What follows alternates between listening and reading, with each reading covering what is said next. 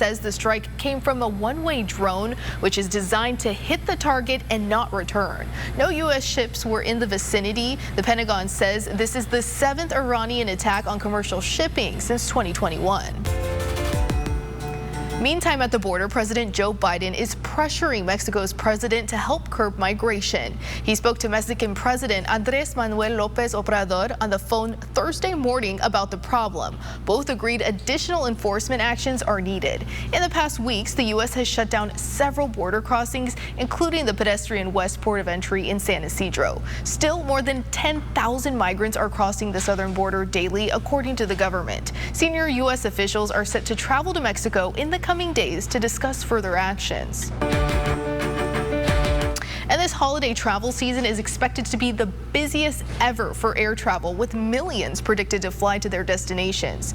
And for those driving, they can expect lots of company on the roads. Here's ABC's Derek Dennis with the details. AAA predicts 115 million Americans will travel more than 50 miles from home for the holidays. We expect it to be the second busiest holiday period since we've been tracking holiday travel. Many taking to the skies, an estimated 7.5 million projected to fly to their holiday destinations. The TSA says it screened more than 2.7 million passengers on Friday alone. Many of those travelers on their way to visit family. It's the most important thing is family. Airports are crowded, but there have been just a handful of flight cancellations. When I left Cincinnati, the line for check-in, it was long. Whether people are traveling, days earlier to get to their destinations.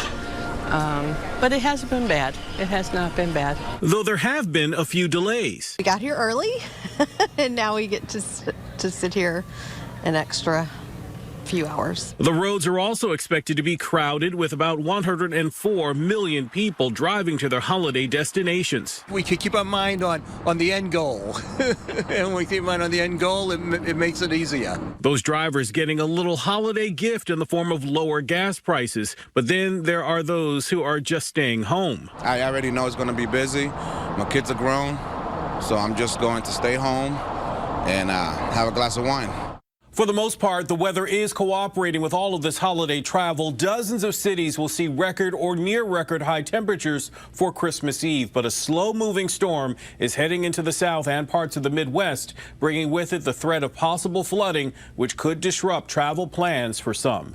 Derek Dennis, ABC News, New York. And the storm that hit San Diego earlier this week brought some snow to Big Bear Mountain.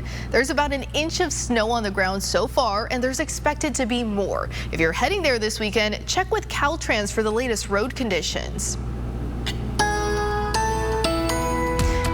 No snow for us here in San Diego County, but we are taking a beautiful look at our downtown San Diego sky cam, if I could say the word. Taking a look around the rest of the county right now. You can see some of the fog that we saw in Poway is starting to clear up. Visibility is up there just a bit. They're looking at about 6 miles of visibility in Poway right now. Meanwhile, in Escondido, less of a mile of visibility on the roadways there, and that's because this patchy fog that's really impacting our inland and mountain communities. We're going to see that linger through the morning hours. So waking up tomorrow morning around 6:30, you'll see about a mile of visibility in Escondido, less than a mile in Vista. Taking a look at our temperatures right now outside, we will see that fog will clear up into those afternoon hours, but taking a look at those temperatures, it's 47 degrees in Ramona right now, 53 in Oceanside, 54 in National City, already reaching those overnight lows. We're taking a look at the low 50s along the coastline, upper 40s inland. And as we come closer to the Christmas holiday, the Notre-Dame Cathedral in Paris soaring back to life. A fire nearly destroyed it back in 2019. ABC's James Longman reflects on the restoration process and when Notre-Dame will reopen its doors once again. When Notre-Dame caught fire in 2019, millions watched a piece of history burn. An international treasure nearly destroyed. The challenge to rebuild it huge.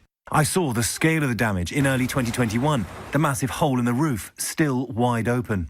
But now, just a year till completion, the finish line is in sight. And you can see the spire. We climb our way towards the very top of the new spire. You can see the stonework here. This is all completely new. It was too destroyed to recover. And this woodwork, the beams have all been freshly laid. And you can see that bunch of flowers. That's a gift from the carpenters to say that they're done with this part. Hundreds of feet up, the scale of this colossal project is clear. And here we are, right on the top of Notre-Dame de Paris. I mean, take a look at this view, it's extraordinary. And the spire is back. I mean, those images, when the spire initially crumbled down into the church when it was on fire, they sent shockwaves all over the world, and it was a trauma for France. It being back now, standing tall over the city, it's a rebirth. Americans were part of a large group of carpenters that came, and they used really ancient techniques. Inside, the changes are miraculous. That hole in the roof closed back up entirely. Hundreds of years of dirt cleaned from the walls to brighten every surface. 2,000 specialists have worked on this project. Joiners, carpenters, stonemasons, artists and metalworkers, all working around the clock to make next year's deadline. The stunning rose stained glass window cleaned and back to its former glory.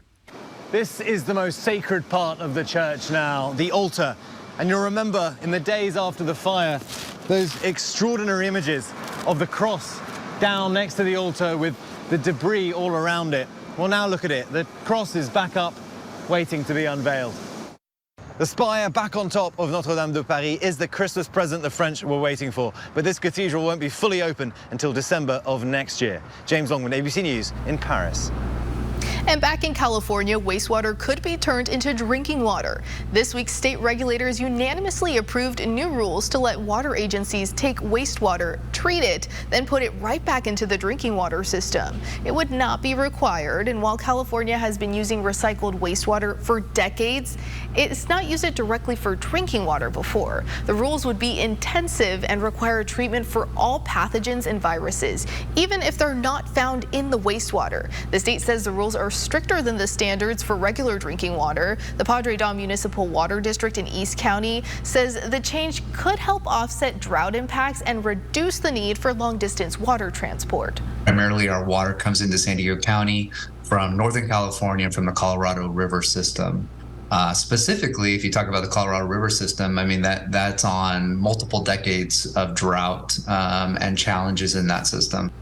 And some local water purification projects could be impacted by the decision, including in San Diego and Oceanside. California would be the second state to allow this, following Colorado. The state's Office of Administrative Law still needs to sign off.